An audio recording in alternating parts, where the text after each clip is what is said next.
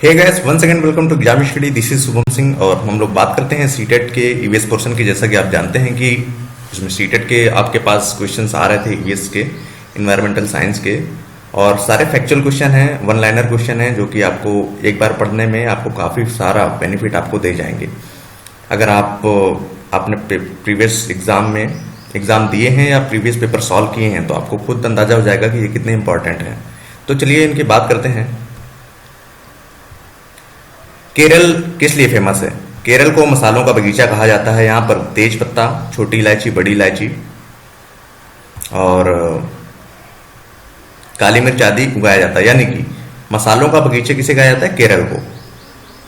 Cardamom हिल वगैरह आपने सुना होगा केरला में। गरम मसाला कई मसालों का पिसा हुआ पाउडर होता है, जिसमें क्या क्या होता है? इलायची, लौंग, तेज पत्ता और जायफल वगैरह होता है इसमें। वहीदा प्रिज्म कौन थी? तो वहीदा प्रिज्म एक लेफ्टिनेंट कमांडर। ये भारतीय नौसेना में डॉक्टर हैं और नौसेना की समुद्री जहाज पर काम करने वाली गिनी चुनी महिलाओं में से एक हैं। पहली महिला है जिन्होंने पूरी परेड की कमान संभाली, फर्स्ट वुमेन। तो ये क्वेश्चन इंपॉर्टेंट है, काफी पूछा जाता है। और प्रिज्म क्या होता है? प्रिज्म होता है एक कांच का जिससे जो प्रकाश अगर गुजरता है तो 7 रंगों में विभक्त हो जाता है। थन्ना मंडी जो गांव है वो जम्मू कश्मीर के राजौरी जिले में है। परेड जब होती है तो पीछे 4 टुकड़ियां चलती हैं और पूरी परेड में 36 निर्देश देने होते हैं। निर्देश इतनी जोर से देने होते हैं कि सबसे पीछे वाली टुकड़ी जो हो उसके लोग भी सुन पाए। स्किटपो जो पुल है वो कहां पर है? लद्दाख में स्थित है। लद्दाख में जो माँ होती है उसको बोलते हैं आमाले, पिता को बोलते हैं आबाले और दादाजी को बोलते हैं मेमेले। ये तीनों बहुत ज़्यादा इंपॉर्टेंट है, आप इसको अच्छे से याद करें, अच्छे से पढ़ें। जानवरों में भी देखने, सुनने, सूंघने और महसूस करने की शक्ति होती है। चींटियां जो होती हैं, चींटियां जब चलते समय जमीन पर कुछ ऐसा छोड़ती हैं जिन्हें सुनकर जो पीछे वाली जाने वाली चींटियां होती हैं उनको भी रास्ता मिल जाता है। मच्छर हमको कैसे ढूंढ पाते हैं? मच्छर हमारे शरीर की जो गंध होती है, खासकर पैरों के तलवे की, और जो हमारे शरीर की गर्माहट होती है, हमारे शरीर की गर्मी होती है, उससे हमें ढूंढ लेते हैं। सड़कों पर कुत्तों की भी अपनी जगह बटी होती है। एक कुत्ता दूसरे कुत्ते को उसके मलमूत्र से जान लेता है कि उसके इलाके में बाहर का कोई कुत्ता आया था।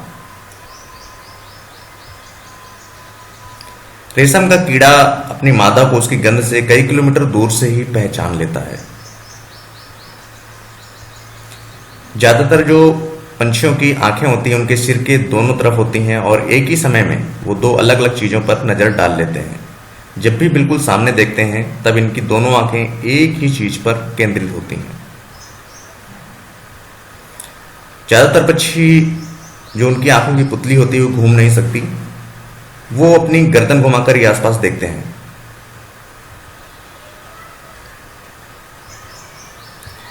पंछी जब दोनों आंखें एक ही चीज पर केंद्रित करते हैं तो उन्हें जो कोई भी चीज होती है उसकी दूरी का एहसास होता है, और वो जब अलग अलग चीजों पर केंद्रित करते हैं तो उनके देखने का दायरा भी बढ़ जाता है। जैसे कि चील, बाज, गिद्ध, इनकी नजर काफी तेज होती है।